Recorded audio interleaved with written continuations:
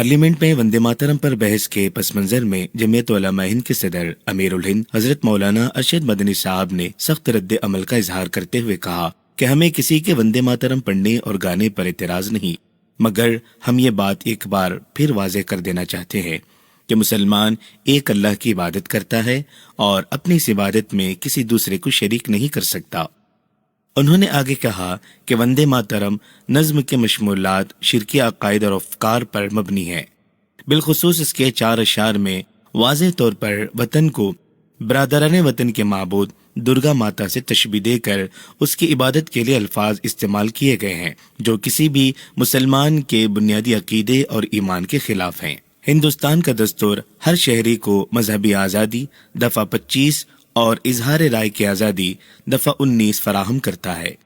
ان دفعات کے تحت کسی بھی شہری کو اس کے مذہبی عقیدے اور جذبات کے خلاف کسی نعرے، گیت یا نظریے کو اپنانے پر مجبور نہیں کیا جا سکتا۔ مولانا مدنی نے یہ بھی کہا کہ سپریم کورٹ کا بھی یہ فیصلہ ہے کہ کسی بھی شہری کو قومی ترانہ یا کوئی ایسا گیت گانے پر مجبور نہیں کیا جا سکتا جو اس کے مذہبی عقیدے کے خلاف ہو۔ انہوں نے کہا کہ وطن سے محبت الگ چیز ہے اور اس کی عبادت دوسری چیز ہے۔ مسلمانوں کو اس ملک سے کتنی محبت ہے، اس کے لیے انہیں کسی کے سرٹیفکیٹ کی ضرورت نہیں ہے۔ جنگ آزادی میں مسلمانوں اور جمعیت علماء ہند کے اکابرین کی بے مثال قربانیاں اور خاص طور پر وطن کی تقسیم کے خلاف جمعیت علماء ہند کی کوششیں روز روشن کی طرح عیاں ہیں، اور آزادی کے بعد اس ملک کے اتحاد و سلامتی کے لیے ان کی جدوجہد کبھی فراموش نہیں کی جا سکتی۔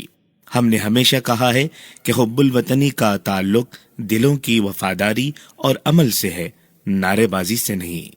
مولانا مدنی نے وندے ماترم کے تناظر میں کہا کہ تاریخی ریکارڈ بالکل واضح ہے کہ 26 اکتوبر سن 1937 عیسوی کو رویندر ناتھ ٹیگور نے پنڈت جواہر لال نہرو کو ایک خط میں مشورہ دیا تھا کہ وندے ماترم کے صرف ابتدائی 2 بندوں کو قومی گیت کے طور پر قبول کیا جائے، کیونکہ بقیہ اشعار توحید پرست مذاہب کے عقائد سے متصادم ہیں۔ یہی بنیاد تھی جس پر کانگریس ورکنگ کمیٹی نے 29 اکتوبر سن 1937 عیسوی کو فیصلہ کیا کہ صرف 2 بندوں کو قومی گیت کے طور پر منظور کیا جائے۔ اس لیے آج ٹیگور کے نام کا غلط استعمال کر کے جبراً اس نظم کو مسلط کرنے یا اس کے مکمل گانے کی بات کرنا نہ صرف تاریخی حقائق کو جھٹلانے کی کوشش ہے بلکہ ملک کی وحدت کے تصور کی توہین اور گرو جی ٹیگور کی تحقیر بھی ہے۔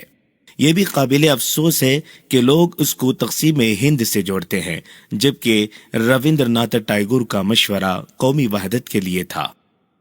مولانا مدنی نے زور دیا کہ وندے ماترم سے متعلق بحث دراصل مذہبی عقائد کے احترام اور آئینی آزادی کے دائرے میں ہونی چاہیے، نہ کہ سیاسی الزام تراشی کے انداز میں۔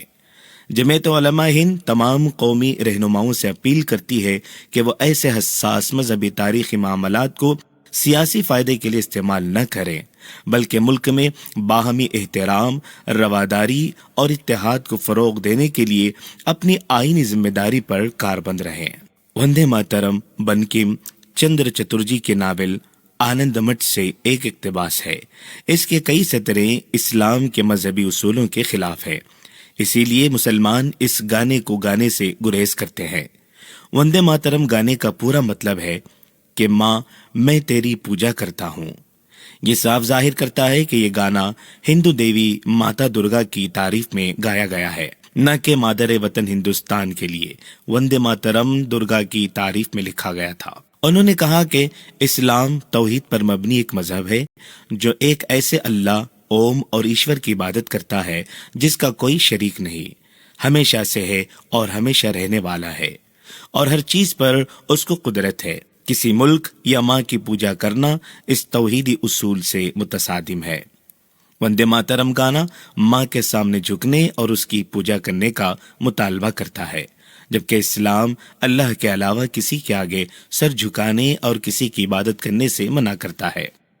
ہم ایک خدا کے ماننے والے ہیں، ہم خدا کے علاوہ نہ کسی کو اپنا معبود مانتے ہیں اور نہ ہی کسی کے سامنے سجدہ کرتے ہیں، اس لیے اس کو ہم کسی حال میں بھی قبول نہیں کر سکتے۔ مر جانا تو قبول ہے لیکن شرک کرنا قبول نہیں۔ مریں گے تو اسلام پر ہی، جئیں گے تو اسلام پر ہی، انشاءاللہ۔ مولانا مدنی نے یہ سوال کیا کہ کیا ملک میں ان سب متنازع ایشوز کے علاوہ ملک و قوم کے مفاد میں کوئی ایسا ایشو اور مسئلہ نہیں ہے جس پر پارلیمنٹ میں بحث کی جاتی؟ انہوں نے کہا کہ ملک کے اقتصادی اور معاشی صورتحال کی جو رپورٹیں سننے میں آ رہی ہیں وہ انتہائی خطرناک ہیں، اور اگر اس پر فوری توجہ نہ دی گئی تو ملک ایک بڑے اقتصادی بحران کا شکار ہو سکتا ہے۔ مگر افسوس اس پر کوئی بحث اس لیے نہیں ہوتی کہ اس طرح کی بحثوں سے نہ ووٹ ملتا ہے اور نہ ہی ملک میں فرقہ وارانہ صف بندی قائم ہو سکتی ہے، جو آج کل الیکشن جیتنے کا آزمودہ نسخہ بن رہی ہے۔